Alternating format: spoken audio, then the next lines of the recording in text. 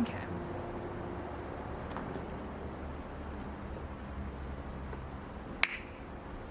Hi, my name is Alexa Perez Sanchez, and I am Conserving Carolina's Summer 2021 Communications and Engagement Intern. My involvement with Conserving Carolina really just opened my eyes to a lot of things that I really wasn't paying attention to before. And one of those things or issues was climate change, and just in general, like taking accountability for my mistakes and how I contribute to this issue. I think that we should start off by emphasizing that climate change really harms a lot of the places that we're working really hard to protect. Although we've protected the land, climate change can make these places uninhabitable for many of the plants and animals that are living there now. At the same time, climate change threatens our communities with more intense storms, floods, droughts, and wildfires.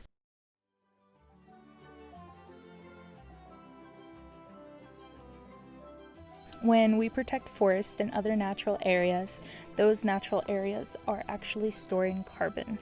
The Nature Conservancy has found that natural climate solutions can provide up to 37% of the emission reductions necessary to keep global temperature rise below 2 degrees Celsius. A recent Conserving Carolina study has found that our protected lands are storing 4.3 million metric tons of carbon, which is essentially the equivalent of 1.77 billion gallons of gasoline. When we protect natural areas, they improve our resilience to severe weather. For example, by restoring wetlands along rivers, like at the mouth of Mud Creek, we reduce the impact of flooding. Abundant forest lands can reduce the severity of both floods and droughts. We are protecting migration corridors that allow both plants and animals to shift their range as the climate changes, either moving further north or to higher elevations. For example, we recently added land to DuPont State Recreational Forest that closes a gap in a 100,000 plus acre conservation corridor. And our protected lands in the Hickory Nut Gorge, like Young's Mountain, are part of a key migration corridor. In our current strategic plan, Conserving Carolina committed to reducing our own greenhouse emissions. In a recent study, we found that we can reduce our emission by taking these 5 steps.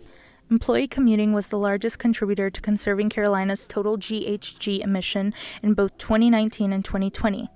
However, we saw this drastically decrease in 2020 when everyone started working remotely. This shift to working remotely should be sustained indefinitely to maintain GHG emission reductions from employee commuting. Conserving Carolina should develop incentives for carpooling and cultivate a company culture that encourages carpooling. The third step is transitioning to an electric vehicle fleet. As of now, there are 3 company vehicles that are running on standard gasoline. Conserving Carolina's vehicle fleet must transition from internal combustion vehicles powered by gasolines to electric vehicles. The fourth step is natural gas heating replacement.